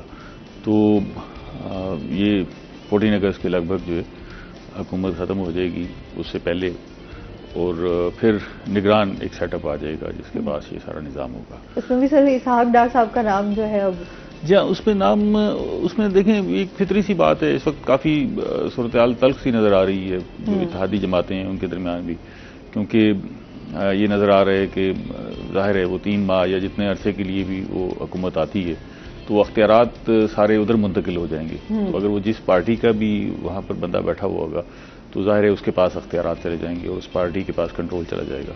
तो ये बाकी इत्तेहादी जमातों को शायद कबूल ना हो कि किसी एक सियासी जमात के पास ये सारी सूरत हाल चली जाए। तो होना तो ये चाहिए कि यहाँ पर ऐसा आदमी बैठा हो जो किसी सियासी जमात से और इतना कोर हेड वर्कर ना हो कि भाई उनका ख़ास आदमी बैठा हो। तो सबकी ख्वाहिश ये है कि ऐसा न्यूट्रल आदमी हो जिस पर जो है ज़्यादा बात ना हो, और ख़ास तौर पर इलेक्शन क्योंकि एक गैर जानिबदार शख्स की जिम्मेदारी है कि वो करवाए, तो लगता है कि इस पर काफ़ी ले-दे होगी। लेकिन जो आइन हमें कहता है वो ये कहता है कि हुकूमत अपोजिशन के मशवरे से तयन करेगी निगरान हुकूमत का या निगरान वज़ीर आज़म का। ये अपोजिशन का मशवरा ये शिक क्यों शामिल की गई है, आइन में ये क्यों रखा गया है? ये इसलिए है कि मकसद ये है कि एक ऐसा आदमी इलेक्शन कराने की जिम्मेदारी ले जो मुत्तफिका हो, जिस पर अपोजिशन भी मुत्तफिक हो और हुकूमत भी मुत्तफिक हो, तमाम सियासी जमातें उस पर मुत्तफिक हो, क्योंकि बुनियादी तौर पर उसका काम एक मुनसिफ का है। तो इसलिए जो है अभी जो सूरत हाल है सियासी, उसमें ऐसा लगता है कि शायद इसमें मामला और भी ज़्यादा शिद्दत आए और गर्म हो। लेकिन ये बात यकीनी है कि ये हुकूमत जो है अपना अरसा इक़्तिदार मुकम्मल कर रही है। बहुत सारा बोझ है जो इस हुकूमत ने उठाया इस अरसे में, और ख़ास तौर पे इस बोझ में सबसे बड़ा बोझ जो है वो माशी बोझ था और मुश्किल हालात का शिकार था मुल्क।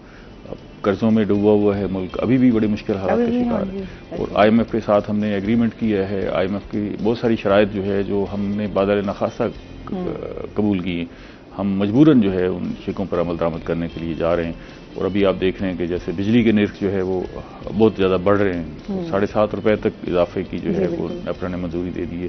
तो ये बड़ा बोझ जो है वो अवाम पर मुंतकिल होने जा रहा है। इसी तरह और भी बहुत सारे मामलात हैं जो ऐसा लगता है कि आइंदा आने वाले जो दिन हैं, इन आने वाले दिनों में इस बोझ में इजाफा होगा। और ये इसहाक डार साहब का नाम क्यों आया? इसलिए आया कि इसहाक डार साहब उन लोगों में शामिल हैं जिन्होंने ये माहिदा करवाया है IMF का। तो IMF की भी ख्वाहिश होगी कि ऐसा बंदा निगरान सेटअप में आए जिससे ये जो उनके साथ माहिदा हुआ है या जो हम इस सारी सूरत से बाहर निकलने की कोशिश कर रहे हैं वो इसकी ओनरशिप ले और उस माहिदे को इम्प्लीमेंट करवाए।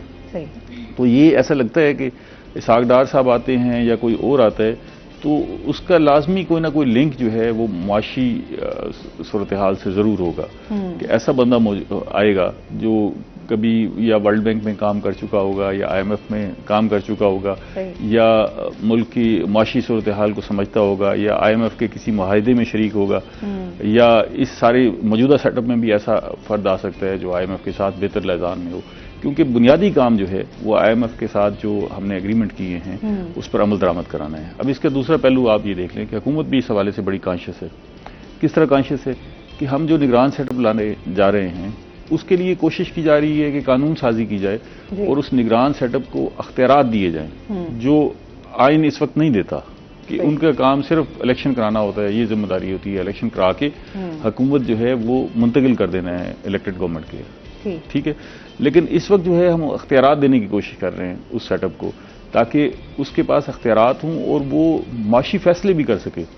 इन 3 महीनों के अंदर जो है वो माशी फैसले कर सके। और माशी फैसलों में बड़ा फैसला ये है कि IMF के साथ जो हमने एग्रीमेंट किए हुए हैं उन पर अमल दरामद करा सके। और फिर क्योंकि 3 महीने बड़ा अरसा है, 90 दिन, बिल्कुल ऐसे ठीक ही है ना। लेकिन सर पहले भी तो अगर हम निगरान सेटअप की बात करें तो इलेक्शंस की जो सूरत हाल नजर आ रही थी तो उस टाइम भी आइन के मुताबिक तो खैर वो चीज़ें नहीं हुई। क्या आप समझते हैं कि अब आगे इस चीज़ को जो है वो देखा जाएगा और इसको अहमियत दी जाएगी? नए तजर्बात हो गए इस मुल्क में ना और मुसलसल हो रहे हैं और अभी भी हमने देखा कि ऐसा हुआ। और अभी भी बहुत सारी सियासी जमातों के ज़हनों में ये खदशात में मौजूद है ना कि उन्हें ऐसे लग रहा है कि निगरान सेटअप जो है वो 3 महीने के लिए नहीं आएगा, बल्कि शायद ये इससे ज़्यादा अरसे के लिए होगा। अच्छा, अगर इस निगरान सेटअप को ये इख्तियारात भी दे दिए गए तो फिर और यकीनी हो जाएगा ये बात, बिल्कुल भी नहीं आएगा, जाहिर है। अच्छा, ये जो अख्तियारात देने वाली बात है ये मजीद मामले को मशकूक कर रही है कि हम अख्तियारात देने जा रहे हैं। इसका मतलब ये है कि शायद उनको ज़्यादा अरसे के लिए बिठाना मकसूद हो।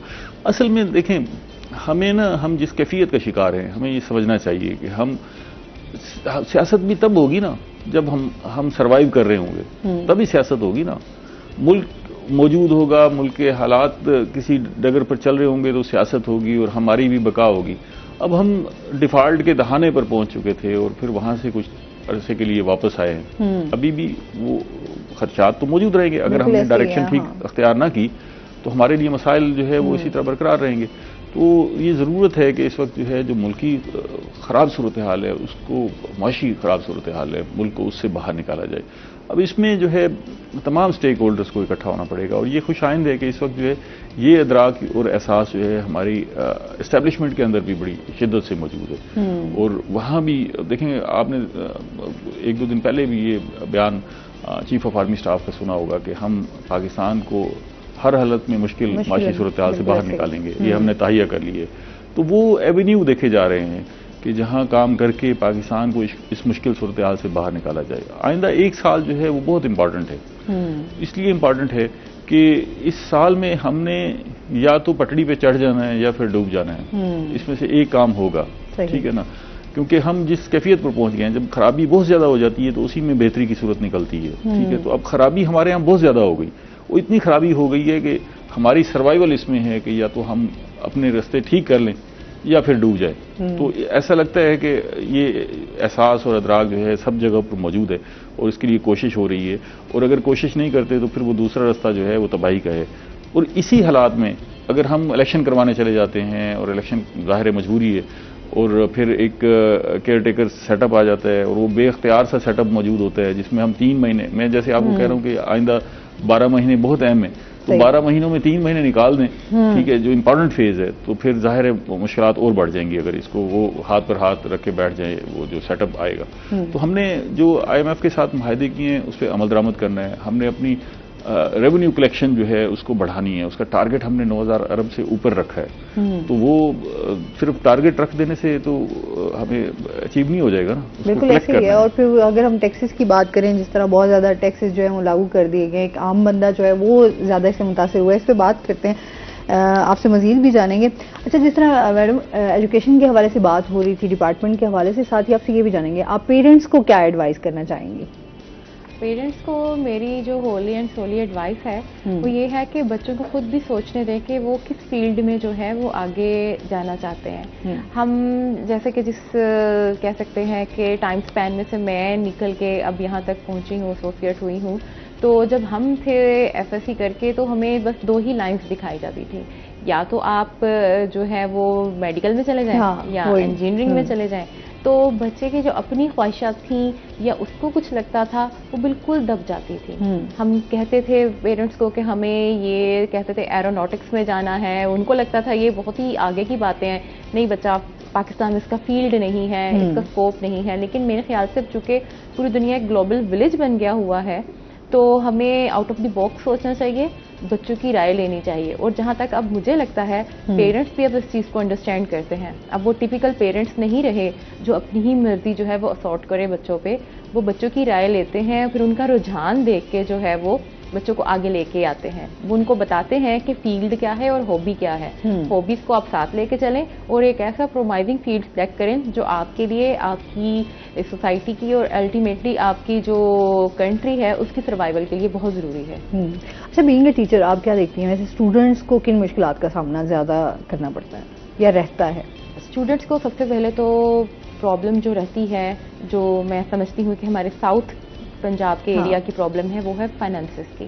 हमारे जो मिडिल क्लास पेरेंट्स हैं वो बच्चों को इतना ज़्यादा सपोर्ट नहीं कर पाते कि वो बच्चे जो हैं अपनी, जैसे कहते हैं ना, ब्रेड एंड बटर भी पूरी कर पाएं एट यूनिवर्सिटी लेवल, अपना एक स्टैंडर्ड मेंटेन कर पाएं।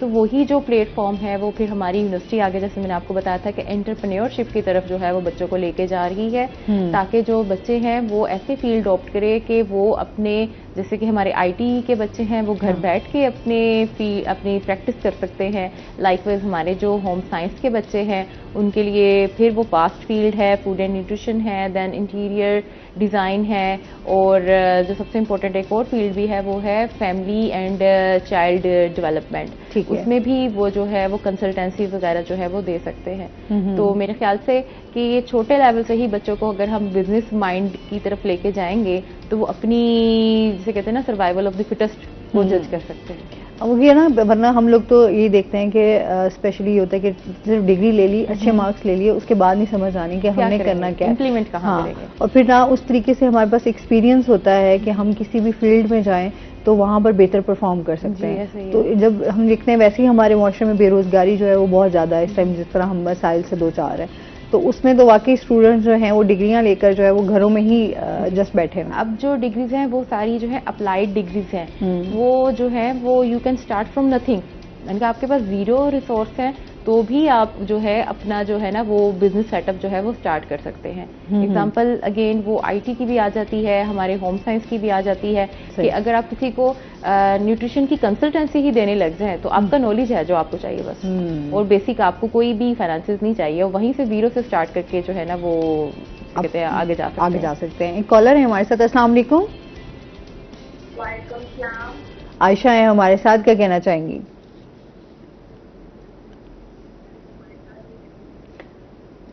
मैं पूछना चाहती हूँ कि अगर इमरान खान वापस आ जाए तो क्या थोड़े से हालात बेहतर हो सकते हैं?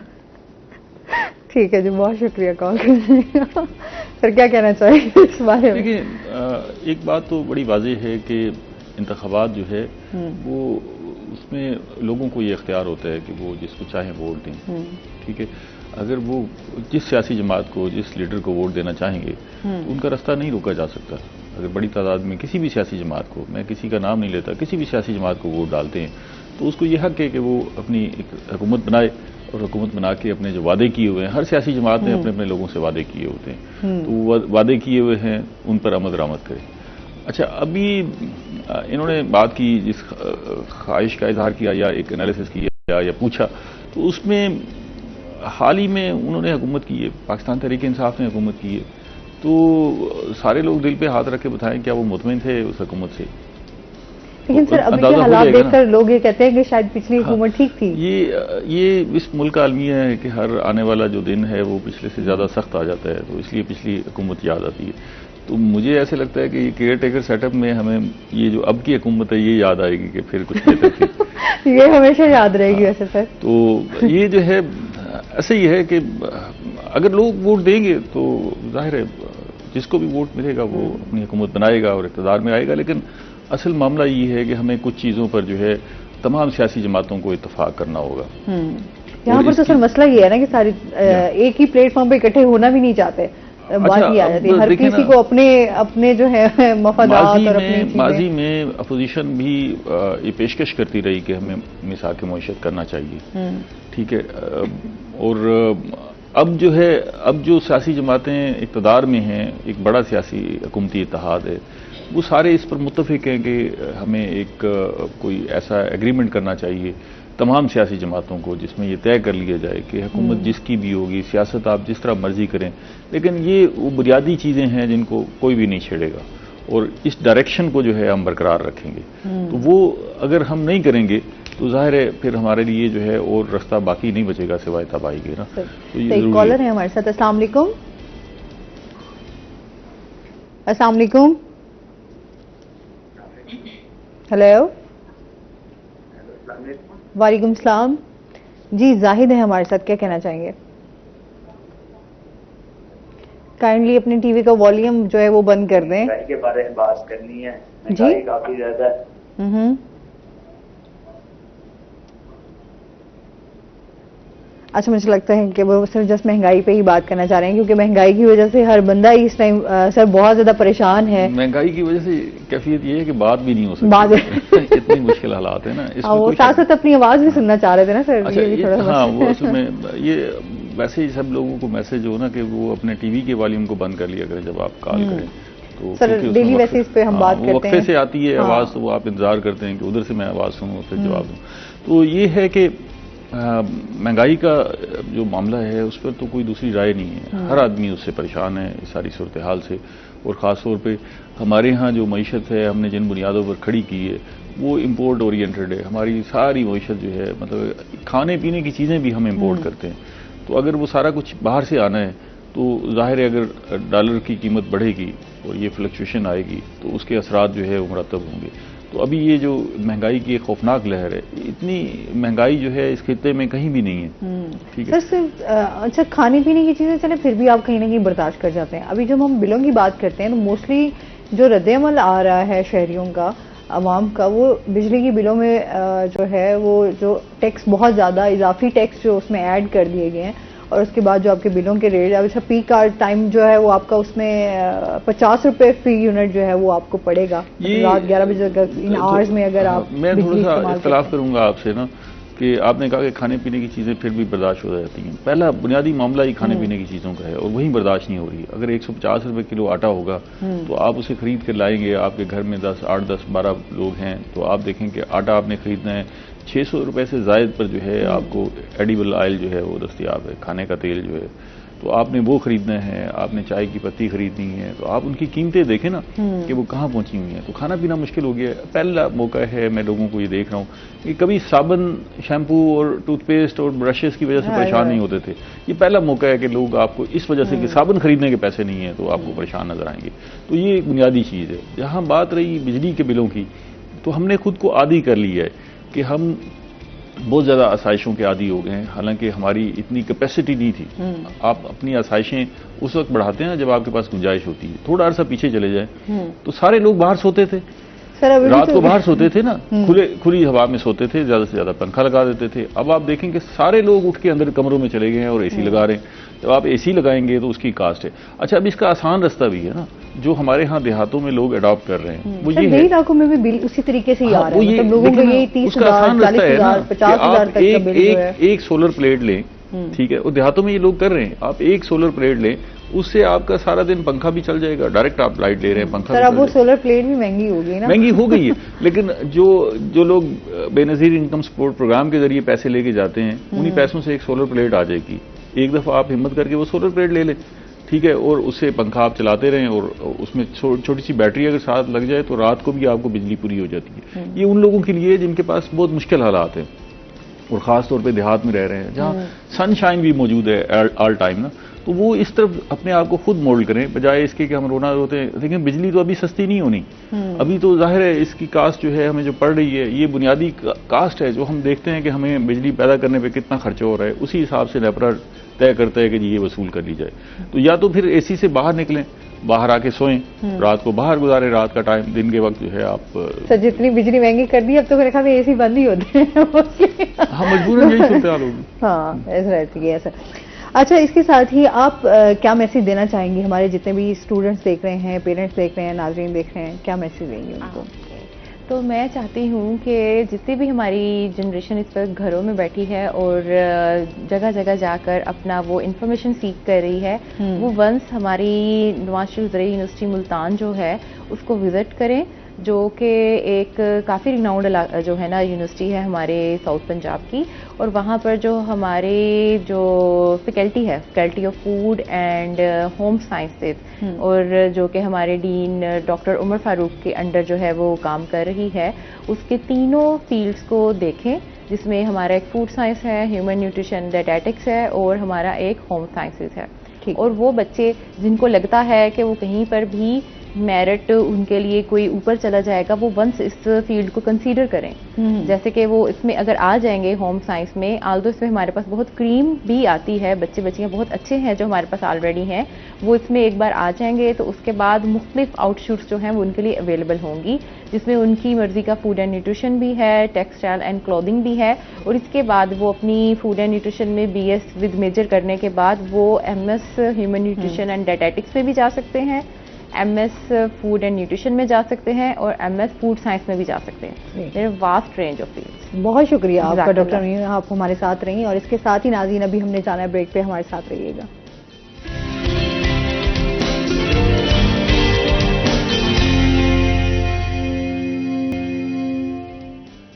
वेलकम बैक नाज़रीन, वही एटन में आपको खुश आमदीद कहते हैं। और ब्रेक के बाद चलते हैं अपने सेगमेंट की तरफ, आज के भाव।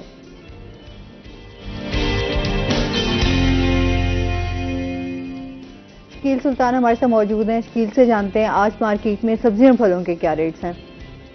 जी, मुल्तान शहर की सब्जी और फलों की मार्केट में आज के ताज़ा भाव की बात की जाए तो आज के दिन तो सब्जियों और फलों की कीमतों में उतार चढ़ाव नहीं देखा गया। कीमतें जो हैं वो वहीं बरकरार हैं। अलबत्ता गुज़श्ता 2 से 3 रोज़ में कीमतें ऊपर नीचे हुई थी। कहीं फलों की कीमतें कम हुई थी तो कहीं सब्जियों की कीमतों में उतार चढ़ाव देखा गया था। आज की कीमत बात करें, अदरक अभी भी 1000 रुपये फी किलो पर बरकरार है, और गुज़श्ता एक माह में अदरक की कीमत में मुसलसल इजाफा ही हुआ है। और इसके साथ लहसुन और लीमू जो हैं वो कई माह से एक ही कीमत पर फरोख्त हो रहे हैं। लहसुन 320 में, लीमू 240 रुपये फी किलो में फरोख्त हो रहा है। लीमू जो है वो चाइना और देसी लीमू 2 अक़साम हैं, इस हवाले से उनमें रस का भी एक फ़र्क आ जाता है, जिसकी वजह से कीमतें जो हैं वो क्वालिटी के हिसाब से मुख्तलिफ हो जाती हैं। और मौसमी सब्जियों की बात करें, जिसमें टिंडा 160 में, और इसके साथ शिमला मिर्च भी 160 रुपये फी किलो में, मटर 320 में, और भिंडी, अरवी और सब्ज़ मिर्च 120 रुपये फी किलो में फ़रोख्त हो रहे हैं। मीठा आलू 80 में, नमकीन आलू 100 रुपये फी किलो में, टमाटर 80 रुपये फी किलो में, पालक और प्याज जो है वो 60 रुपये फी किलो में दस्तयाब है। इसी तरह फलों की बात करें, फलों में मुल्तान का जो फल है सौगात से कम नहीं है, आम, उसकी कीमतें मुख्तलिफ हैं अक़साम के हवाले से, जिसमें चौंसा जो है वो 120 से 160 में फ़रोख्त होने लगा है। और इसके साथ अंगूर 320 से 400 में, अनार भी अपनी अक़साम के हवाले से 320 से 400 रुपये फी किलो में। सेब की कीमत इन दिनों काफ़ी कम हुई है, क्वालिटी के हिसाब से कम 160, ज़्यादा से ज़्यादा 240 में फ़रोख्त हो रहे हैं। केले भी क्वालिटी के हिसाब से मुख्तलिफ कीमतों में दस्तियाब हैं। 120 से लेकर 200 रुपये फी दर्जन में फ़रोख्त हो रहे हैं। खुश्क खजूर जो है वो भी 600 रुपये फी किलो के हिसाब से फ़रोख्त हो रही है। ओवरऑल अगर बात करें सब्जी और फलों की मार्केट की और महंगाई की, तो महंगाई की लहर जो है वो मुल्तान शहर में अभी भी बरकरार है। अक्सर कीमतें जो हैं, अक्सर अशिया की कीमतें जो हैं वो शहरियों की पहुंच से दूर नजर आती हैं। सब्जियां और फल जो हैं बुनियादी ज़रूरत है शहरियों की, तो महंगी खरीदने की वजह से शहरी इस वजह से भी बहुत ज़्यादा परेशान नजर आते हैं। जी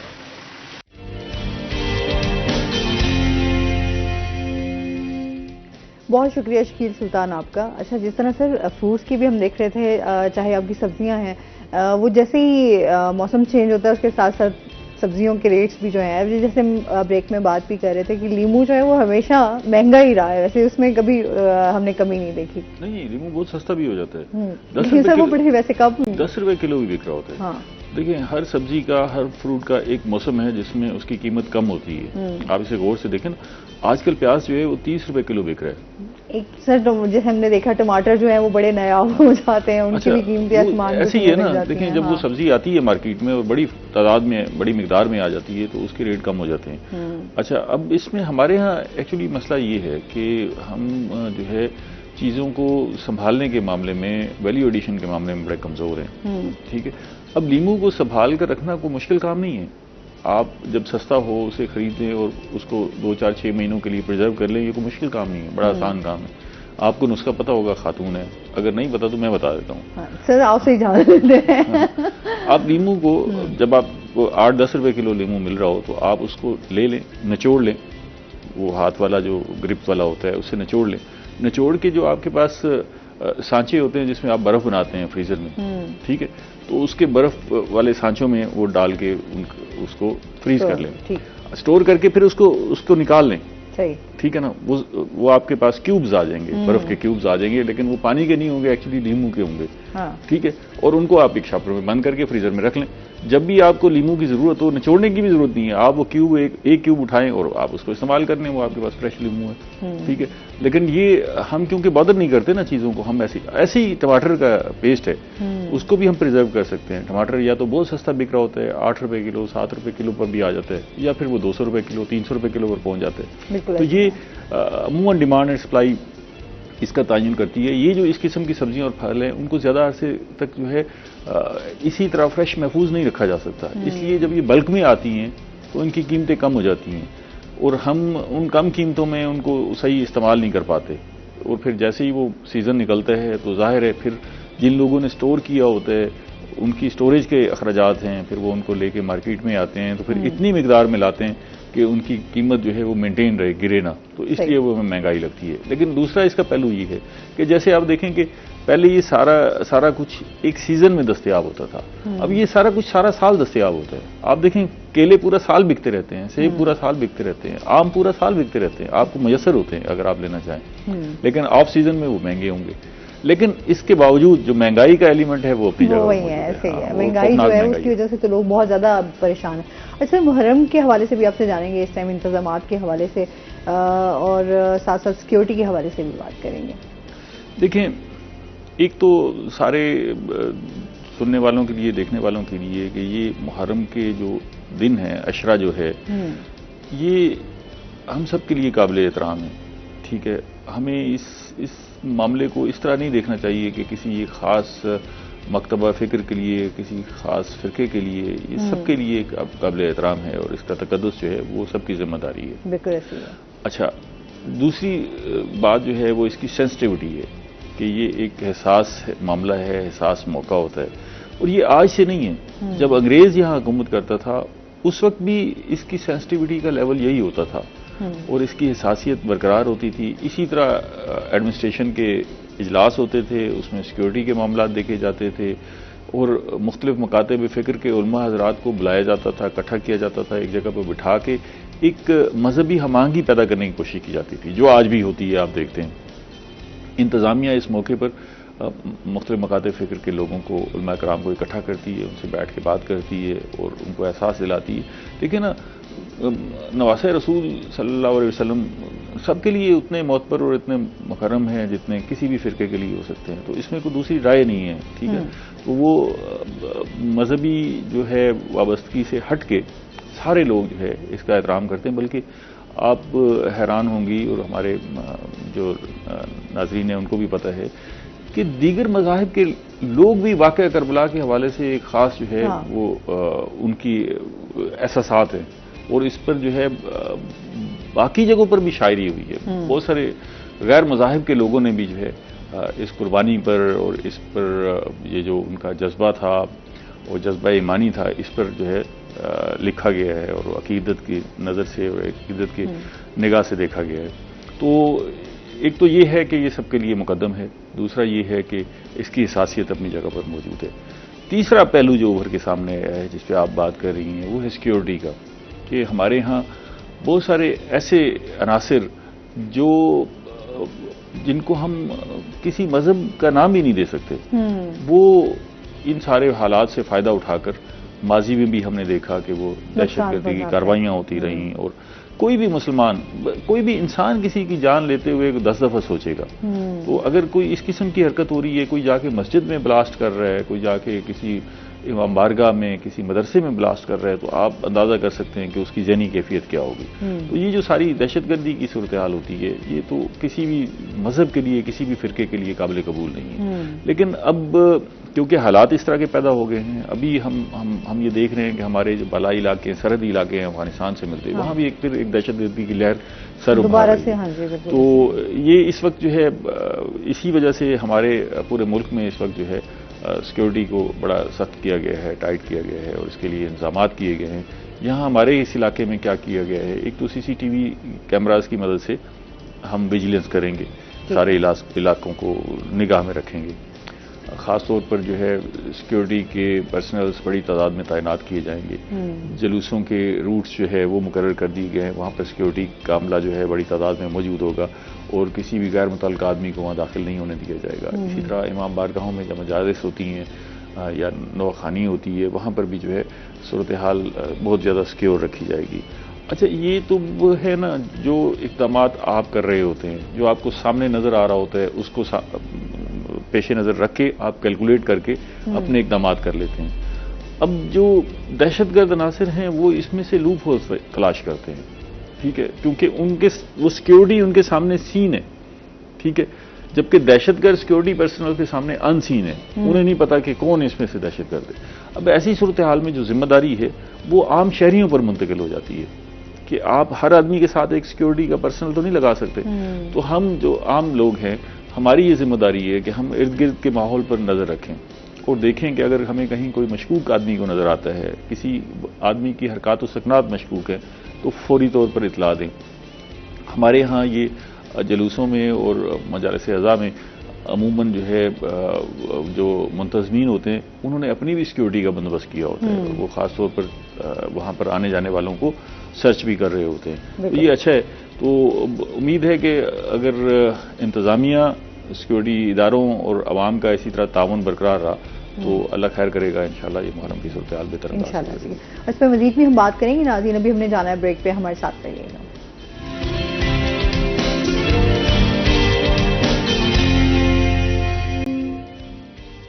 वेलकम बैक नाज़रीन, रोहिया 10 में आपको खुश आमदीद कहते हैं और इसके साथ ही चलते हैं अपने सेगमेंट की तरफ, हेल्थ टिप। अच्छा जी, आज हम बात करने जा रहे हैं, जिस फ्रूट का जिक्र करने जा रहे हैं वो है जी स्वीट लाइम, जिसे हम यहाँ पर जो है मीठा भी कहा जाता है। स्पेशली मीठे का जूस जो है वो बहुत ज़्यादा जो है यहाँ पर लोग शौक से पीते भी हैं और बहुत सारी बीमारियों के हवाले से भी जो है वो फ़ायदेमंद है। देखा जाए तो अल्लाह ताला की तरफ से एक बहुत ज़्यादा मैं समझती हूँ कि एक नेमत है कि स्पेशली इस मौसम में, जैसे बरसात के बाद जो है वो बहुत सारी ऐसी बीमारियाँ जो हैं वो आ जाती हैं, जैसे डेंगू हो गया, मलेरिया हो गया, और इसके साथ साथ बहुत सारी ऐसी बीमारियां हैं जिस तरह आपको गर्मी की वजह से डिहाइड्रेशन हो जाती है बहुत ज़्यादा, तो उसके लिए ये बहुत ज़्यादा मैं समझती हूँ अल्लाह ताला ने इसमें बहुत ज़्यादा क़ुव्वत बख्शी है, बहुत ज़्यादा इसमें जो है ग़िज़ाइयत भी है जो कि इंसानी जिस्म के लिए बहुत ज़्यादा मुफीद है। साथ साथ जिनको पथरी का मसला हो या हार्ट से रिलेटेड कोई इस तरह की बीमारियाँ हों तो उनके लिए मीठे का जूस जो है वो बहुत ज़्यादा फ़ायदेमंद है।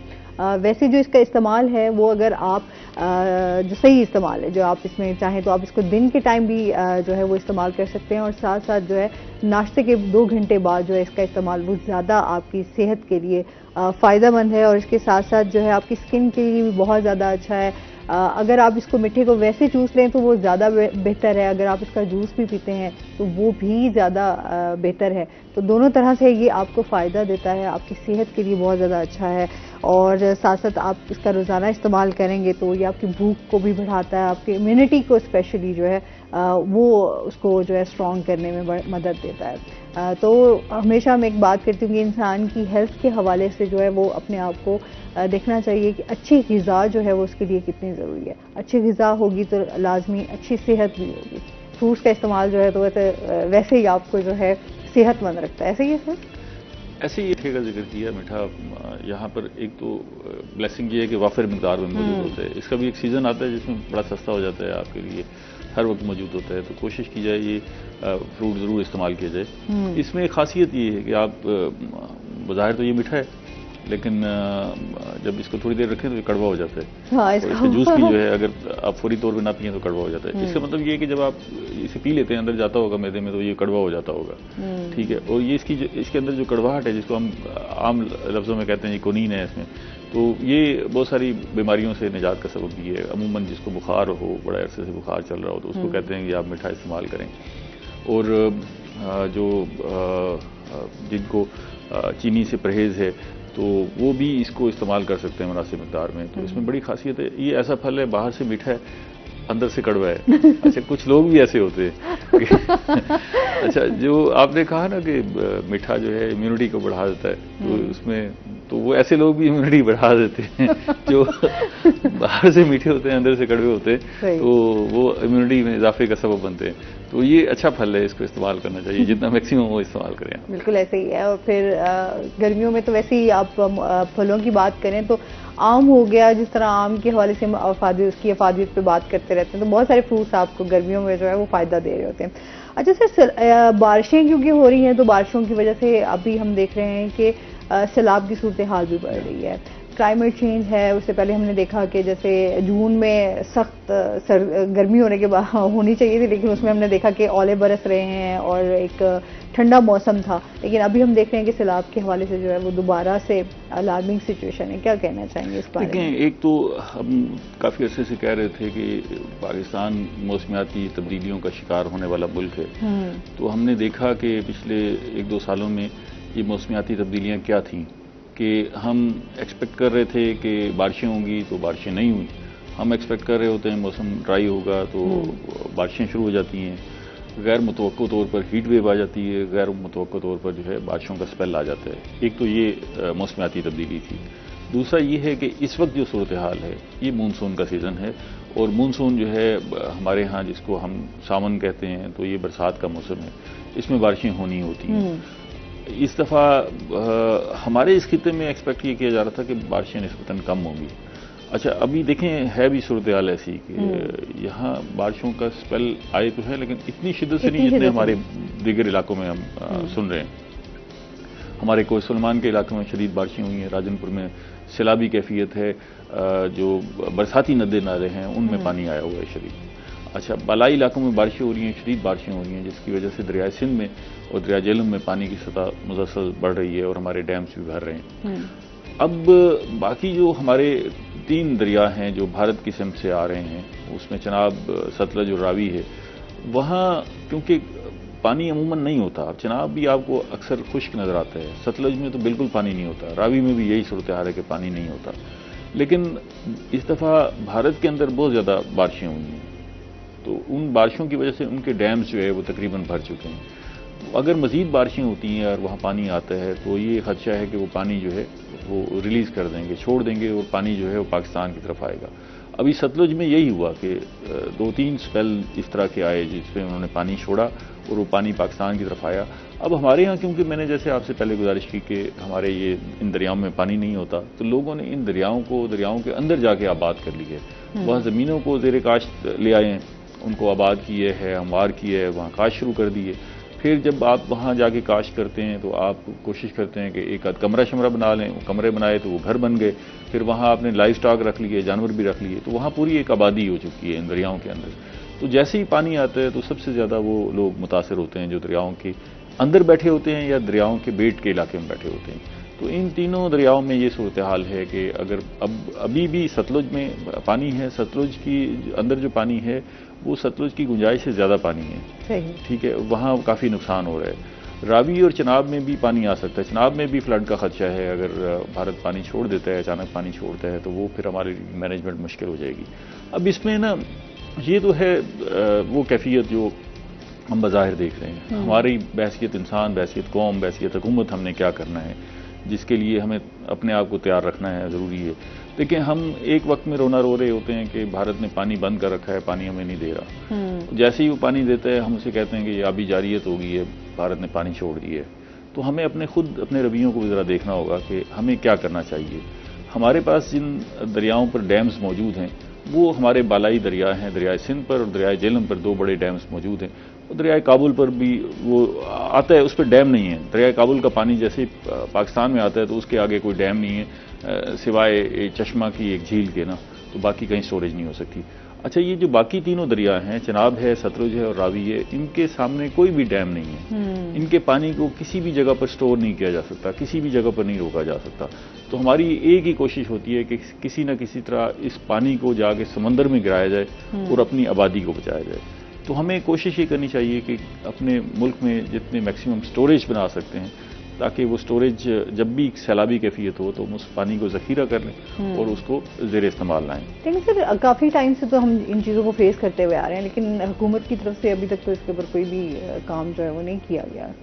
अच्छा, हुकूमत की तो ख्वाहिश है कि इस पर जो है काम किया जाए, लेकिन ज़ाहिर है इसके लिए पैसे चाहिए।